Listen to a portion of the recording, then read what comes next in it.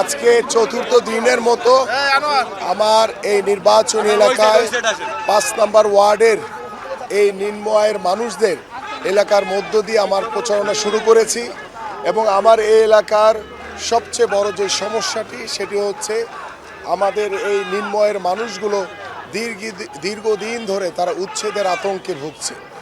তাদের আমি যদি আল্লাহর রহমতে আগামীর ত্রয়োদশ জাতীয় সংসদ নির্বাচনে নির্বাচিত হতে পারি, সবার আগে আমি আমার এই মানুষগুলোর জন্য স্থায়ী পুনর্বাসনের ব্যবস্থা করব, যেটি আমার দীর্ঘদিন ধরে এই এলাকার মানুষের সাথে কথা বলে আমি এই সমস্যাগুলো চিহ্নিত করেছি এবং আমার যে পরিকল্পনা রয়েছে সেই পরিকল্পনার ১ নম্বরই রয়েছে স্থায়ী পুনর্বাসন এবং আমার এই মানুষগুলোকে নিরাপত্তা এবং সামাজিক মর্যাদা প্রদান করা এবং সেই সামাজিক মর্যাদা প্রদানের মাধ্যমে আমরা আমার এই মানুষগুলোকে আমি স্থায়ী পুনর্বাসন করতে চাই।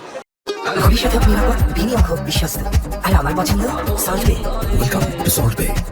পাশাপাশি এই এলাকার আরেকটি বড় সমস্যা রয়েছে, সেটা হচ্ছে জলাবদ্ধতা এবং সেই জলাবদ্ধতা নিরসনের জন্য ইতিমধ্যে আমি সংশ্লিষ্ট কর্তৃপক্ষের সাথে কথা বলেছি।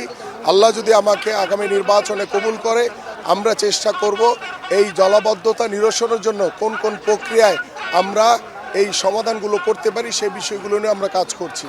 পাশাপাশি আপনারা জানেন যে আমার এই এলাকার নিম্ন আয়ের মানুষ যারা অর্থের অভাবে তাদের সন্তানদেরকে পড়াশোনা করাতে পারে না, আমি আমার এই এলাকায় সবচেয়ে বেশি গুরুত্ব দিয়েছি শিক্ষা ব্যবস্থাকে এবং স্বাস্থ্য সেবাকে, এবং এখানে তারা অর্থের অভাবে শিক্ষা ব্যবস্থার শিক্ষার আলো পাচ্ছে না, তারা অর্থের অভাবে তারা স্বাস্থ্যসেবা তারা নিতে পারছে না।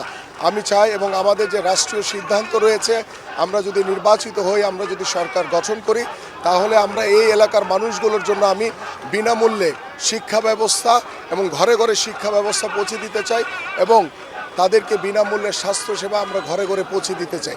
এই হচ্ছে মূল বিষয়।